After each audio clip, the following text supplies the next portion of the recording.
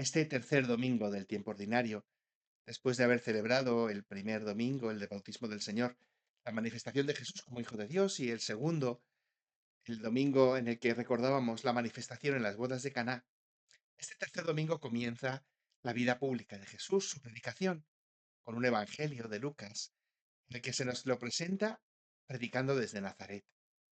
Es un domingo que desde el año 2020 se viene celebrando como el domingo de la palabra de Dios. En la comunidad católica nos faltaba una celebración específica de esta palabra, de este texto. Le tenemos que Dios nos habla a través de él, hemos de integrarlo en nuestra vida en el sitio que le corresponde. Para entender mejor esta fiesta, la primera lectura de hoy del libro de Nehemías nos ayuda a comprender cómo es la vida del hebreo. De alguna forma, esta palabra de Dios va a ocupar para nosotros una posición similar, o mejor dicho, la Torá fue un primer intento de colocar a Dios en nuestro centro. Evidentemente, entre la Torá de Moisés, esa ley escrita en los 5 primeros libros de la Biblia, esas palabras escritas y esa historia narrada, y la persona de Jesús, hay una diferencia.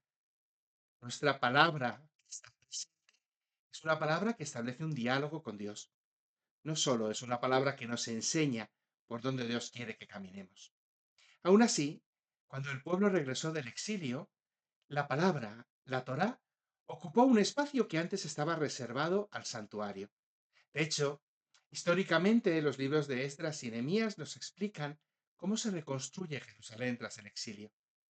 Os acordaréis que Nabucodonosor había conquistado la ciudad de Jerusalén en el año 597 y había deportado a los hijos de los dignatarios, y algunas de las élites les había enviado a Babilonia junto con el rey Jeconías. Durante 10 años Jerusalén vivió sometida a Babilonia hasta que se rebeló, y en el 587 Nabucodonosor arrasa la ciudad, quema el santuario y, según la historia hebrea, todos desaparecen. Solo en Babilonia queda un resto. Este resto permanecerá un largo periodo de tiempo hasta que los persas conquisten Babilonia. Y ya estamos en los tiempos del rey Ciro, 538. Él va a invitar a los hebreos a regresar a Jerusalén. Curiosamente, no va a ser un regreso inmediato. Regresarán, construirán el altar, pero no el santuario. El profeta Ageo y el profeta Zacarías nos hablan de esta reconstrucción pausada del santuario. Por eso, será en segundo momento, ya después del rey Darío, con el rey Artajerjes, cuando Nehemías y Esdras realicen una reconstrucción de la ciudad de Jerusalén. Estamos ya en torno al 438. Nehemías va a reconstruir las murallas y de alguna forma le va a dar forma a la ciudad, va a reconstruir el templo. Pero a Esdras le va a corresponder entronizar la Torá, en una fiesta que ya se celebraba, la fiesta de los tabernáculos o de las chozas, una de las tres grandes fiestas, justo junto con la de Pascua y la de Pentecostés.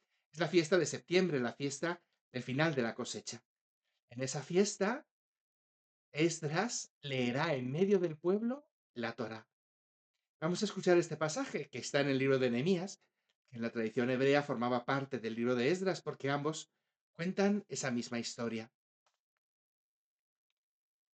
El pueblo entero se reunió como un solo hombre en la plaza que está delante de la puerta del agua. Dijeron a Esdras, el escriba, que trajese el libro de la ley de Moisés que el Señor había dado a Israel. El día primero del mes séptimo, el sacerdote Esdras trajo el libro de la ley ante la comunidad, hombres, mujeres y cuantos tenían uso de razón. Leyó el libro en la plaza que está delante de la puerta del agua, desde la mañana hasta el mediodía, ante los hombres, las mujeres y los que tenían uso de razón. Todo el pueblo escuchaba con atención la lectura del libro de la ley. El escriba Esdras se puso en pie sobre una tribuna de madera, levantada para la ocasión. Esdras abrió el libro en presencia de todo el pueblo, de modo que toda la multitud podía verlo. Al abrirlo, el pueblo entero se puso en pie. Esdras bendijo al Señor, al Dios grande, y todo el pueblo respondió con las manos levantadas: Amén, amén. Luego se inclinaron y adoraron al Señor rostro en tierra. Leyeron el libro de la ley de Dios con claridad y explicando su sentido, de modo que entendieran la lectura. Entonces el gobernador Nehemías, el sacerdote y escriba Esdras y los levitas que instruían al pueblo dijeron a toda la asamblea: Este día está consagrado al Señor vuestro Dios. No estéis tristes ni lloréis. Y es que todo el pueblo lloraba al escuchar las palabras de la ley. Nehemías les dijo: Id a comer buenos manjares y bebed buen vino, e invitad a los que no tienen nada preparado, pues este día está consagrado al Señor. No os pongáis tristes. El gozo del Señor es vuestra fuerza. Como veis, se ha presentado este rollo de la Torá, se ha leído, se ha explicado, pero la reacción de los hebreos es la misma reacción que había en el Éxodo, cuando delante del monte Sinaí se postraron, reconociendo la presencia del Señor en medio de ellos. Si vamos analizando detenidamente nuestro texto, podremos darnos cuenta, en primer lugar, que a Esdras se le denomina sacerdote y escriba. Estamos muy habituados a hablar de los escribas y los fariseos, ese grupo de judíos que se sentían especialmente separados, los fariseos, y ese grupo de judíos que eran especialistas en leer e interpretar la Torá, que son esas 5 primeras obras de nuestra Biblia: el Génesis, el Éxodo, el Levítico, el libro de los Números y el libro del Deuteronomio. Si os fijáis, este libro lo llama la Torá, que en hebreo significa instrucción, aunque en griego lo tradujimos como nomos, y por tanto nos parece a veces que hablamos del libro de la ley y nos podemos confundir, porque este concepto griego de nomos, de ley, nos puede hacer pensar que en el libro lo que aparece fundamentalmente es una serie de mandamientos. Si lo tradujéramos como instrucción o enseñanza, lo que aparecería en el libro sería algo que modelaría nuestro corazón, como vamos a ver un poquito más adelante. Trajo la Torá y la colocó delante de la asamblea. Fné es el rostro, lifné jajakal es colocarlo delante de esta asamblea. ¿Y quiénes son la asamblea? Hombres, mujeres y todos los que tienen uso de razón. Es muy parecido a lo que ocurre cuando Moisés sube al Sinaí y todo el pueblo está expectante. Se celebra el día primero del mes séptimo, que suele ser a mediados de septiembre. Os sonará esta fecha porque es al acabar esos días de Sukkot cuando se celebra los días de Yom Kippur y el Rosh Hashanah, el día del perdón, y también cuando se celebra el final del año. Tristemente, el año pasado, este final del año, que se celebra con una gran fiesta, que es la fiesta de la alegría de la Torá, fue recordado porque fue el día de los atentados en Israel. ¿Y dónde ha celebrado Esdras este encuentro? Lo ha hecho en la plaza de la Puerta del Agua. Nehemías había reconstruido 12 puertas delante de en la ciudad de Jerusalén. Una de ellas se llama así la Puerta del Agua, porque es la que sube desde la piscina de Siloé, por donde se subía el agua que era necesaria para el santuario. Pero además, estas aguas van a ser recordadas después en la tradición rabínica y van a ser usadas de una forma especial. En primer lugar, es la piscina en la que uno acude a purificarse. El sumo sacerdote, el día de Yom Kippur, se purifica ahí en la fuente de Siloé y sube entrando por la puerta del agua. También todos aquellos que han tocado sangre, que tienen que purificarse antes de subir al templo, se lavan allí. Pero lo más importante es que en esta fiesta de los tabernáculos se va a realizar una celebración muy peculiar.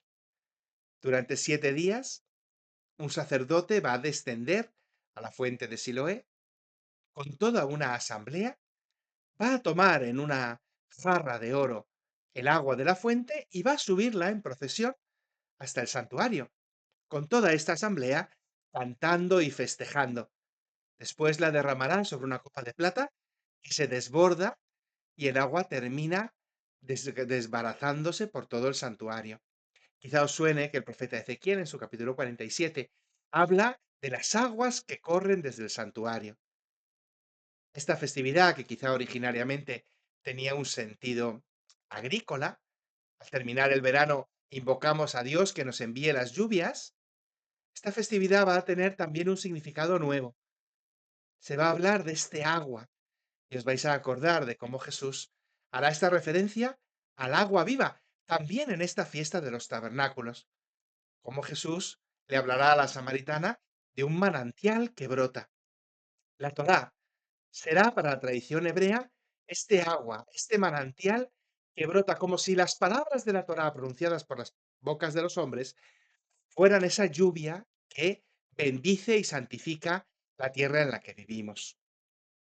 En esta puerta del agua, en este lugar, se festeja la Torá, del amanecer al mediodía, leyendo el libro a hombres y mujeres. Y todos seguían con atención esta lectura. Bueno, Esdras tiene un lugar privilegiado. Está situado delante del púlpito. La expresión hebrea final, le dabar, que se suele traducir para esta ocasión, ¿no?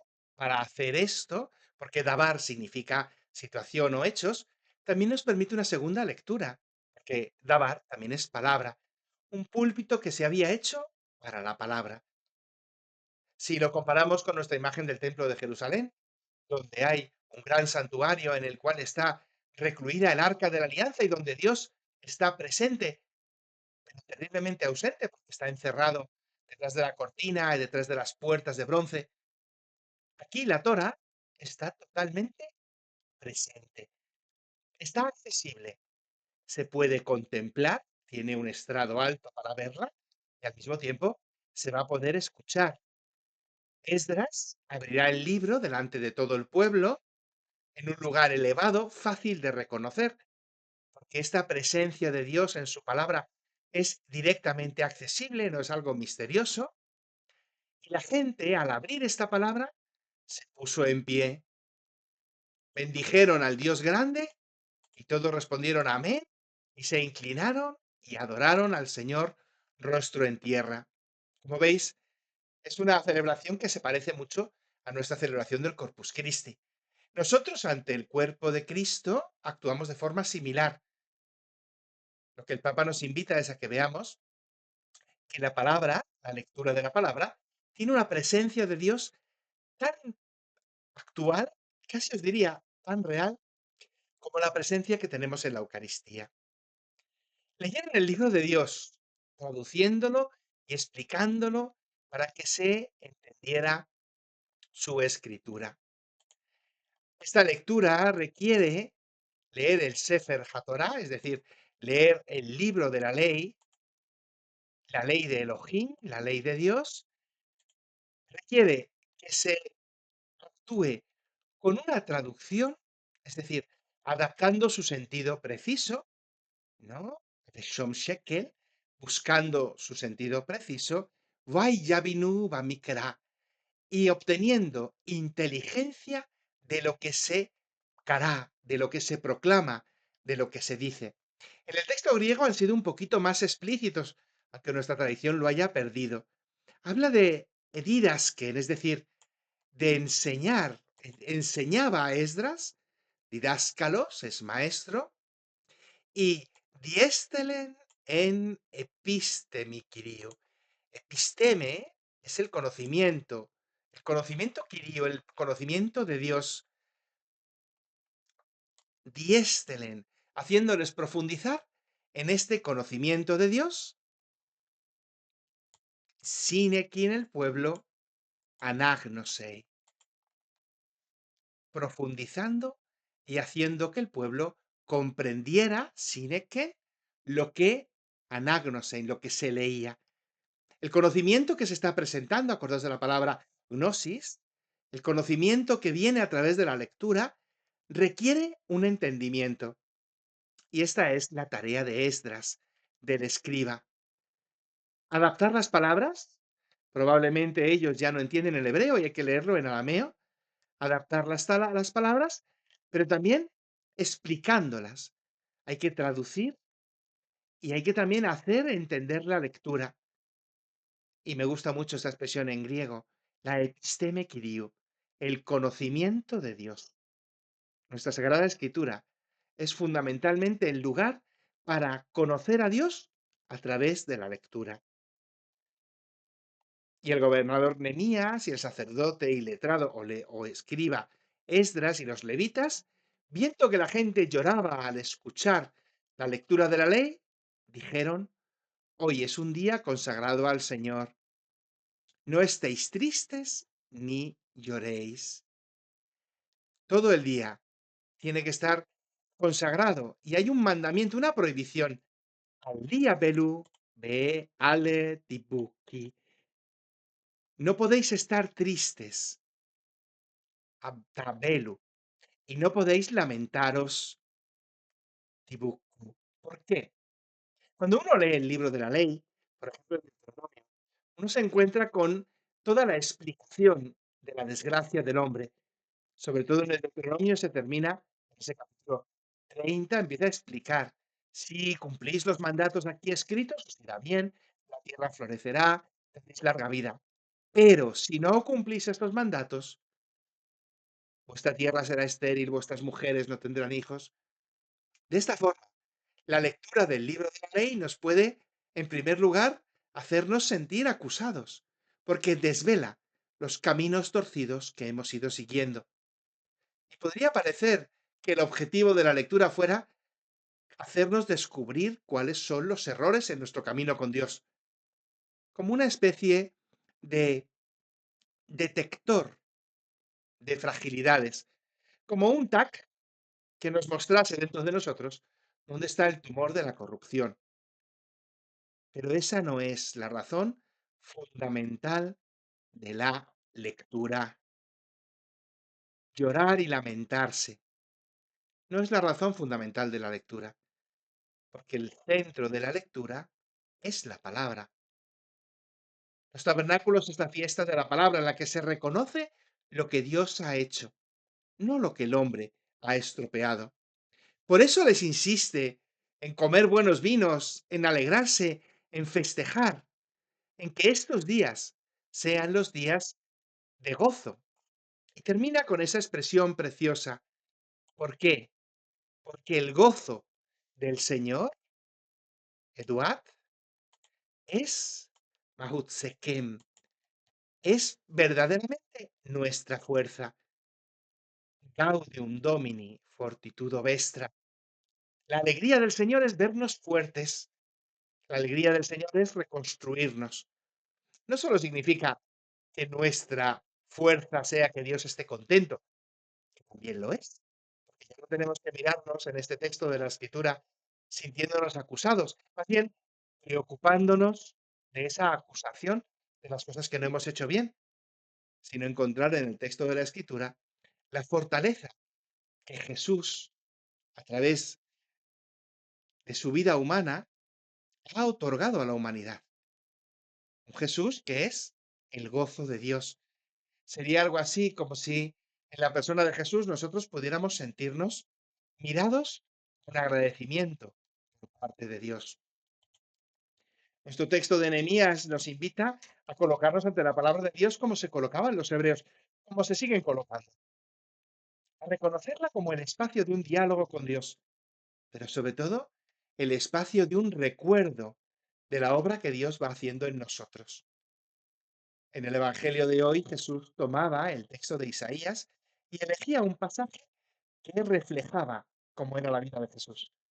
Quizá nosotros también podríamos buscar como esa página que nos refleje, como si la escritura fuera un espejo en el que nos vemos, pero no tal y como nos miramos nosotros. Nos vemos tal y como Dios nos mira. La novedad de Esdras al regreso del exilio es precisamente esa. No solo identificar la desgracia del pueblo y las causas originales, sino mostrar que más allá de los errores del pasado está la obra que Dios está reconstruyendo. Es recordar que Dios nunca se retira. Por eso nuestra Biblia es una historia de fracaso y reconstrucción, una historia continua desde la tercera página de fracaso del hombre que no termina de escuchar lo que Dios le dice, y una obra continua de reconstrucción de Dios que nunca deja de fijarse en lo que el hombre hace. En la persona de Jesús, en la persona de Jesús, esta palabra hablada de Dios se hace palabra hablante, palabra encarnada. Si estuviéramos con Jesús, nos sentiríamos seguros de caminar por donde Él camina y sabríamos que incluso negándole, Él terminaría yendo a buscarnos como las ovejas perdidas. Así también nos habla la palabra. No es tiempo de llorar y lamentarnos por todo lo que nos falta por cumplir. Es tiempo de festejar, es tiempo de beber buenos vinos, es tiempo de victoria por todo lo que Dios va a ir construyendo en nosotros.